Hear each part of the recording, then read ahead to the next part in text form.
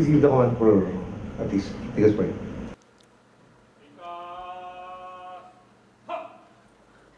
Okay. Sensya na kayo, magandang umaga na sa inyo lahat. Kinausap natin muna yung lahat ng pamilya, no? Nung 44 na mga kasamahan nyo. At hindi talaga madali, no? Nakakausapin lahat ng pamilya. Susubukan natin umpisa na yung pag-aayos sa kondisyon nila. Yung batang mga anak na mag-aaral, yung kabuhayan ng asawa, yung paggagamot ng kung sinong may sakit, trabaho para sa kapatid, etc. So, yung sinubukan nga nating makuha lahat ng impormasyon sa kanila, kaya inabot tayo ng ganito. Well, number one, no? Sa baka mag-umpisa. Yung ginawa ng mga kasama niya, no, na 73, talagang minimum, no, na pwede natin sabihin doon. Yung sa English tawag nila, no, willingness to engage the enemy. Okay? Mabigat yung mga kalaban, desidido, halangang bituka talaga. No, yung wala tayong masasabi talaga sa katapangan, yung dedication sa trabaho. At yun, gusto ko ulitin sa inyo, no, kinikilala ng sambayanan. Okay. Ngayon, alam nyo, noong 1987, nagkaroon ng kudeta, naambus ako doon, 4 na security ko sama, 3 patay. At yun yung 27 anyos ako nung panahon na yun, isa sa pinakamahirap kong ginawa yun, ililibing bawat isa ng kasamahan ko. Siyempre, ako nagmamando, plano lang namin doon.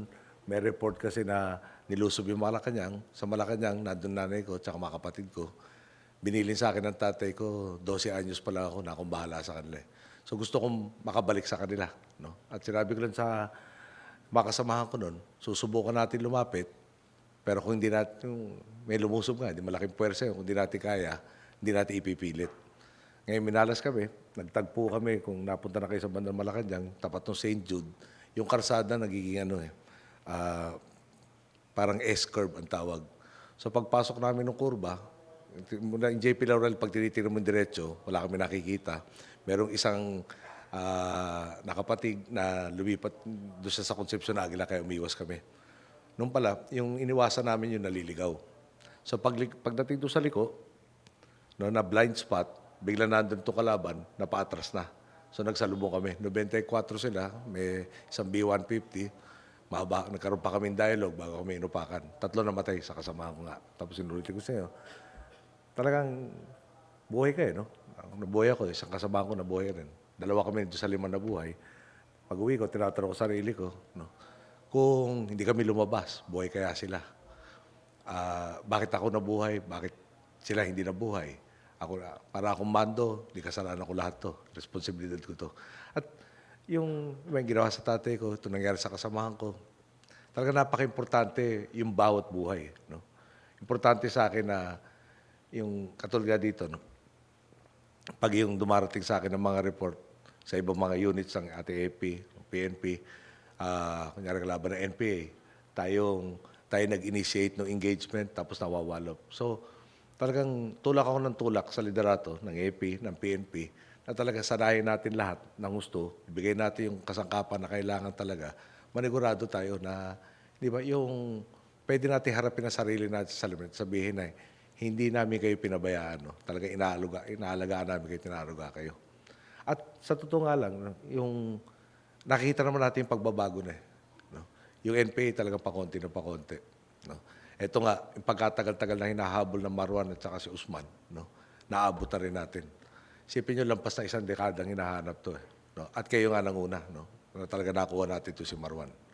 Okay. Siyempre naman, nalagasan tayo marami dito. Bilang ama ng bayan, no? Bilang commander-in-chief, isip pa rin ako. No? Pwede bang iba ang nagawa para hindi tayo nalagasan ng ganito?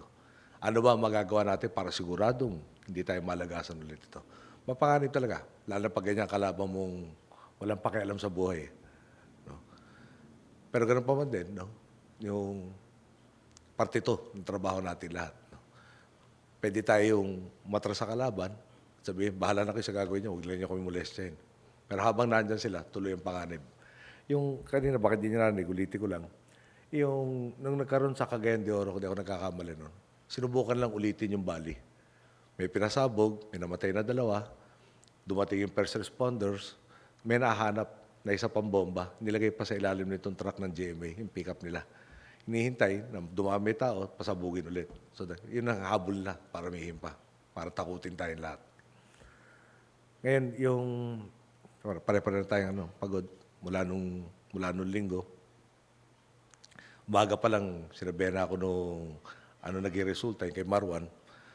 Tapos, abang sinisiyasat namin yung pagbobomba sa Buanga, dumarating yung mga report. Okay? May mga investigasyon na ginagawa. No? Dahil gusto nga natin malaman paano tayo makasigurado, no, na hindi tayo magkakaroon ng ganitong sakuna, ganitong insidente, ganitong casualties na talaga napakabigat. Lalo sa inyo, no? Malaking bilang talaga. At malaking bilang talaga sa bayan ng Pilipino. Marami talagang daman-dama yung nangyari sa inyo mga kasamaan. No? Ngayon, dito ako, hindi ako, paano ko sabihin yun? Hindi ako mahilig pakinggan yung boses ko. Dito rin ako, baka may gusto kayo sabihin sa akin. Mga susunod na araw, mag-uusap pa rin tayo ulit. Pero baka meron kayong gusto sabihin sa akin ngayon, dito ako para handa makinig. No? So, bigay ko sa inyo. Sorry.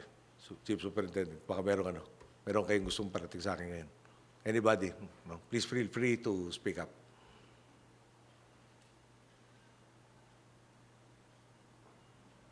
Okay?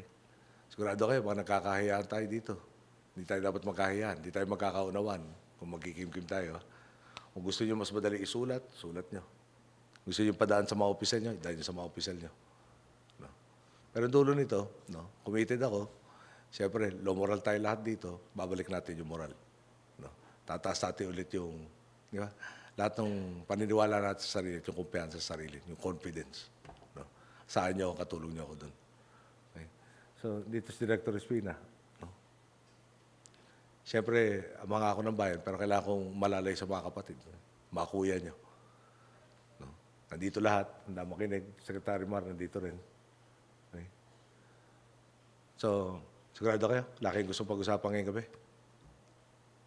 Susunod na mga araw lang? Okay. Sige. Salamat sa inyo.